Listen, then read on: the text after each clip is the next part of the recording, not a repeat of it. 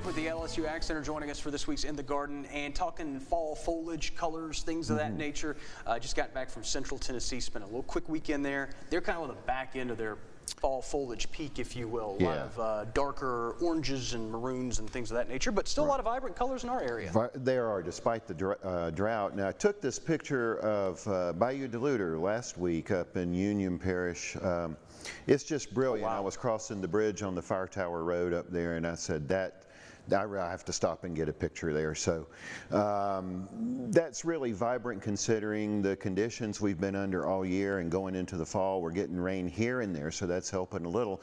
But I thought today we would go over what species are making some of those colors, and we can put this list up now. The oranges and yellows are caused by pigments called carotenoids, and anthocyanins make the reds and the purples and all that.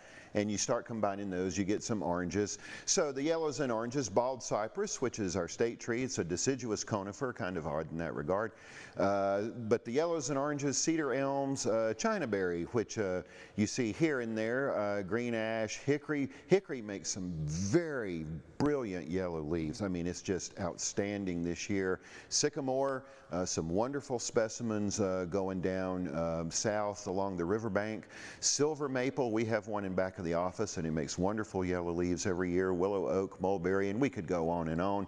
And then the reds and purples caused by anthocyanins. Let's see, there are Chinese tallow tree. Here we go, Chinese tallow tree, sweet gum, which is, many people consider a trash tree, but makes very nice foliage. Southern red oak, Virginia creeper, which is a vine many people mistake for poison ivy. It has the 5 leaflets on it, but some people do have it in their landscape because of the wonderful red foliage in the fall. White oak, and then the sumacs. Now, these are not the poison sumacs, but these are the sumac trees you see in cleared areas along roadsides. They make brilliant reds.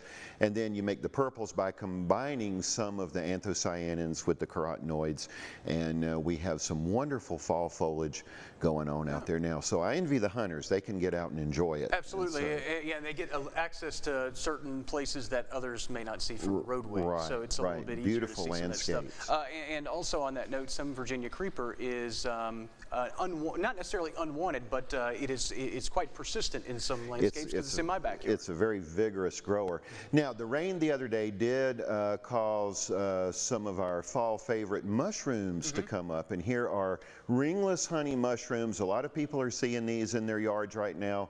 That's a clump. Now, Des armillaria cespitosa, write that down and remember it. That's its mycological name, I suppose.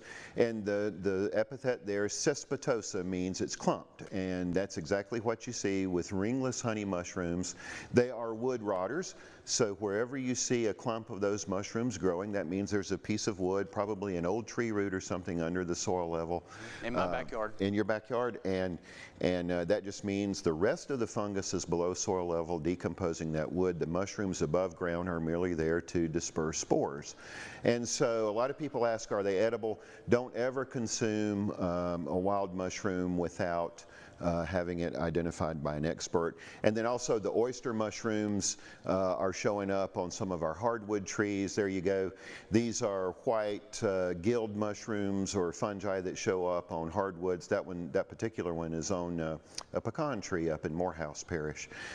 So these are some of the things we're going to start seeing now that we're getting a little rain here and there. Nothing to worry about, very typical, so just know what you're looking at. Yeah, and if you have any questions, things of that nature, you can always just contact your local Ag Center office and get all squared away with that kind of stuff. Because like I said, this time of year, I see those things, I go, I just call you. It's a lot easier just to send a picture to Kerry and go, what is this? And it's a lot easier that way. So again, we appreciate it. And, Thank you. And we'll be back next week with more In the Garden know-hows. Like I said, fall foliage is beautiful. Get out there and enjoy it while you can.